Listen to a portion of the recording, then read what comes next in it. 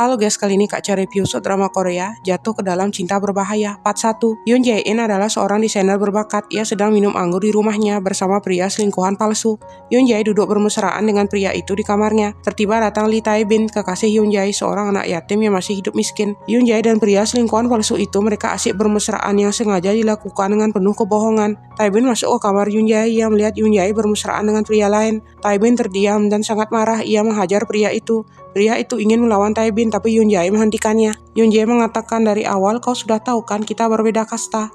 Kau hanya pria miskin, jangan buang waktuku denganmu lagi. Pria selingkuhan palsu itu juga menghina Tae-bin, menyuruh Tae-bin menjauh dari Yoon Jae. Yoon Jae mengambil dompetnya. Ia mengeluarkan banyak uang untuk Tae-bin sebagai kompensasi pacaran selama ini. Lalu ia melempar uang itu pada Tae-bin. Yoon Jae berjalan pergi sambil menginjak bunga pemberian Tae-bin yang jatuh. Tae-bin yang bersedih mengambil kotak berisi cincin lamaran pernikahannya yang jatuh. Yoon Jae dan pria selingkuhan palsu itu pergi dengan mobil mewah, sedangkan Tae-bin berusaha mengajar mobil mereka. Yoon Jae menangis di dalam mobil. Ia terpaksa meninggalkan Tae-bin karena harus menyelesaikan masalah keluarganya yang rumit. Dan Yoon Jae melihat foto USG kehamilannya yang merupakan anak dari Tae-bin. Lalu ia buang foto USG itu ke jalan lewat kaca mobil. Tae-bin berhenti mengejar. Ia berdiri di tengah jalan. Tiba-tiba ada bus yang menabrak Tae-bin dari belakang. Tae-bin jatuh terluka. Cincin lamaran yang dibawanya juga ikut jatuh. 8 tahun kemudian, Yoon Jae berjalan cepat keluar dari lift rumah sakit. Yoon Jae melihat kondisi anaknya di kamar rawat. Tiba-tiba datang Dr. Roun, dokter yang selama ini membantu pengobatan Suho. Pria itu secara diam-diam menyukai Yoon Jae.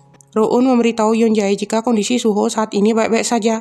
Yoon Jae sangat senang mendengarnya. Ia mengatakan sangat berterima kasih pada pertolongan Roun dan mau membalas budi kebaikan Roun. Roun mengatakan jika ada undangan acara pesta makan malam keluarga di sebuah tempat, ia meminta Yoon Jae ikut pergi dengannya dan berpura-pura menjadi pacar sungguhan Roun. Yoon Jae mengatakan sangat ragu-ragu jika harus berpura-pura menjadi pacar sungguhan Roun. Suho menyuruh ibunya agar pergi bersama Roun ke pesta makan malam itu. Yoon Jae dan Roun ada di pesta makan malam di sebuah aula gedung. Tiba-tiba datang mobil mewah di depan aula gedung. Ada seorang pria kaya yang turun dari mobil. Pria itu adalah Tae-bin, mantan kekasih Yoon Jae yang kini berubah menjadi cio kaya. Tae-bin berjalan masuk ke aula pesta makan malam. Ia dikerubungi banyak wartawan. Yoon Jae melihat Tae-bin datang. Ia kaget dan sedikit ketakutan. Roun datang menghampiri Yoon Jae. Pria itu mengajak Yoon Jae duduk berbicara santai di pesta itu. Tae-bin datang menghampiri mereka. Tae-bin menyapa Yoon Jae dan Roun. Roun mengenalkan Tae-bin pada Yoon Jae jika Tae-bin adalah pamannya, dan juga ia mengenalkan Yoon Jae adalah kekasihnya saat ini. Tae-bin mengatakan jika Yoon Jae adalah teman lamanya. Yoon Jae yang gugup mengatakan, iya benar, aku dan Tae-bin adalah teman kuliah dulu. Yoon Jae, kau tetap sama seperti dulu. Maaf, aku tidak mengerti maksudmu. Apa kau salah paham? Roun tidak peduli apa pembicaraan Tae-bin dan Yoon Jae. Belum berhenti, Tae-bin masih mengungkapkan kekesalannya pada Yoon Jae karena putus pacaran 8 tahun lalu. Yoon Jae diam saja mendengar perkataan Tae-bin yang menyakitinya tentang masa lalu mereka berdua. Tiba-tiba datang Chae-rin, wanita kaya tunangan Tae-bin. Wanita itu menggandeng mesra tangan Tae-bin dan menyapa Yoon Jae. Chae-rin mengatakan hal-hal yang menyindir Yoon Jae. Yoon Jae terdiam melihat Chae-rin berbicara dengan angkuhnya. Chae-rin mengatakan, Yoon Jae, kau beruntung pacaran dengan Roun. Roun adalah bagian dari keluarga grup Jinsong. Wanita itu terus menyindir Yoon Jae secara tidak sopan. Yoon Jae masih terdiam, kali ini tak tahan lagi. Ia minta izin pada Roun untuk pergi ke toilet. Lalu Yoon Jae berjalan pergi. Yoon Jae di toilet perempuan mencuci tangan. Ada beberapa tamu wanita di sampingnya membersihkan wajah. Wanita itu bergosip jika Tae-bin dan Chae-rin adalah pasangan serasi juga kaya raya. Yoon Jae yang mendengarnya tertiba mengingat masa lalu saat masih kuliah bersama Tae-bin. Yoon Jae menangis sedih menerima nasib tidak bisa kembali lagi dengan Tae-bin. Yoon Jae keluar dari toilet. Ia melihat ada Tae-bin yang menunggunya. Tae-bin mengajak Yoon Jae masuk ke salah satu gudang di dekat toilet itu. Tae-bin mulai mendesak Yoon Jae untuk bicara. Tae-bin mengatakan, Yoon Jae, kau tidak berubah. Kau hanya mengincar pria kaya saja. Itu bukan urusanmu, Tae-bin. Tae-bin yang cemburu mengatakan, Yoon Jae, kau harus putus dengan Roun. Dia adalah pria baik, tidak pantas untukmu. Yoon Jae mengatakan tidak mau putus dengan Roun kecuali Roun yang bilang putus. Tae-bin semakin cemburu, tetap menyuruh Yoon Jae putus dengan Roun. Lalu ia mencium mesra Yoon Jae.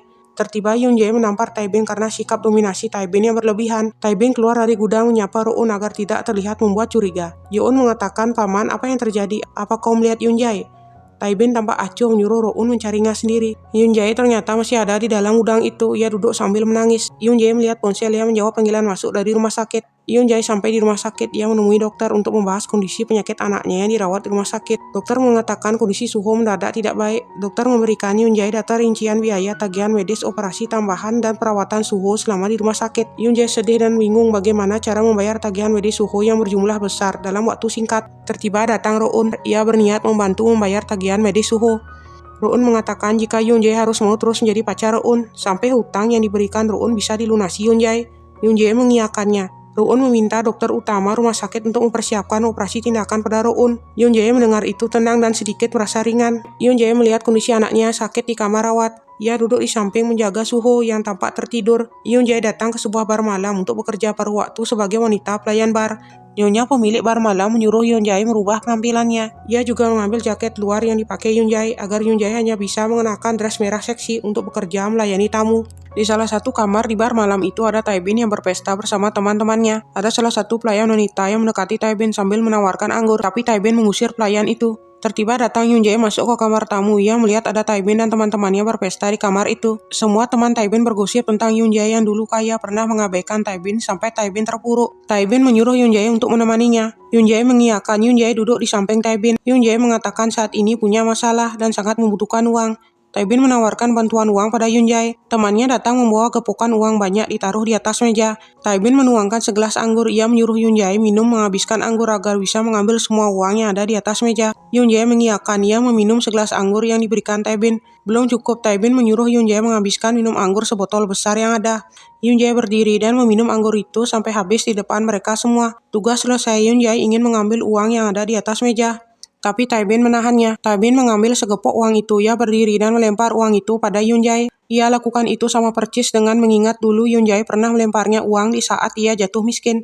Taebin berjalan pergi dan uang jatuh berserakan di lantai. Hari sudah pagi, Yoon Jae sibuk merapikan barang anaknya. Karena hari ini Suho sudah bisa pulang ke rumah, Yoon Jae menyuruh Suho menunggu di kamar rawat karena Yoon Jae perlu mengurus administrasi. Yoon Jae pergi keluar dari kamar rawat Suho untuk mengurus administrasi. Suho menunggu sendirian di kamar rawat dan tampak sedikit bosan. Ada Taebin datang bersama pengawalnya masuk ke area lobi rumah sakit. Taebin menyuruh para pengawal lebih dulu ke kamar rawat kakaknya. Tiba-tiba datang Suho menghampirinya.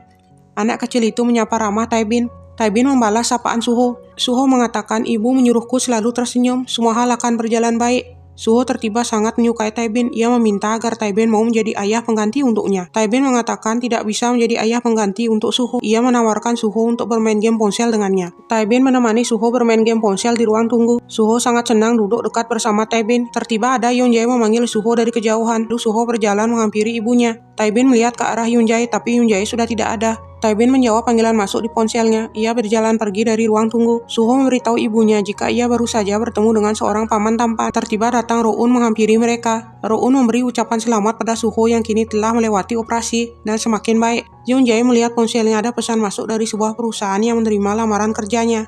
Perusahaan itu meminta Yoon Jae untuk datang mengikuti jadwal wawancara ke kantor perusahaan. Yoon Jae datang ke kantor perusahaan grup Jinsong. Tiba-tiba satu file dokumen desain yang dibuat Yoon Jae terjatuh. Ada Sun Young, staf kantor yang menyapanya. Wanita itu menuangkan kopi yang dibawanya. Kopi itu jatuh mengenai kertas dokumen desain Yoon Jae. Yoon Jae menangis sedih hasil dokumen desainnya kotor dan basah terkena tumpahan kopi. Yoon Jae masuk ke ruang wawancara. Ia melihat ada beberapa staf dan Chaerin di ruangan itu. Chaerin menyuruh Yoon Jae datang memberikan dokumen hasil desain miliknya ke salah satu staf kantor. Yoon Jae memberikan satu file dokumen hasil desainnya yang sudah terkena tumpahan kopi pada pria staf kantor. Pria itu tidak menyukai hasil desain Yoon Jae. Ia melempar dokumen hasil desain itu di depan Yoon Jae. Tiba-tiba datang Taebin. Taebin masuk ke ruang wawancara dan menyapa Yoon Jae. Taebin memperkenalkan dirinya adalah direktur di perusahaan itu pada Yoon Jae. Yoon Jae menyapa Taebin dengan menunduk penuh hormat. Chaerin tidak senang melihat kedekatan Taebin dengan Yoon Jae. Di rumah Yoon Jae menerima pesan di ponselnya. Pesan itu dari perusahaan grup Jinsong meminta Yoon Jae datang besok pagi hari untuk mengikuti wawancara dengan direktur Taebin. Yoon Jae sangat senang kini dapat pekerjaan tetap. Pagi hari Yoon Jae datang ke kantor perusahaan grup Jinsong. Ada salah satu staf wanita yang menyapanya. Wanita itu menyindir Yoon Jae dan memberikan Yoon Jae sapu pel lantai. Tiba-tiba datang Taebin. Taebin memberikan staf wanita itu sapu pel dan menyuruh wanita itu pergi, tidak mengganggu Yoon Jae. Taebin berjalan pergi dan Yoon Jae mengikutinya. Taebin dan Yoon Jae masuk ke kantor direktur. Yoon Jae mengatakan, "Tuan, jika tidak ada yang perlu dikatakan, aku akan permisi pulang." Yoon Jae berjalan pergi, tapi Taebin menahannya. Taebin meminta Yoon Jae putus pacaran dengan Roun. Taebin kini mulai mendesak Yoon Jae. Taebin mengatakan, "Apa kau ingin menggoda pria lain? Tak cukup hanya Roun." Alur lanjut di part selanjutnya. Terima kasih sudah menonton. Jangan lupa like, subscribe, dan komen. Sampai jumpa.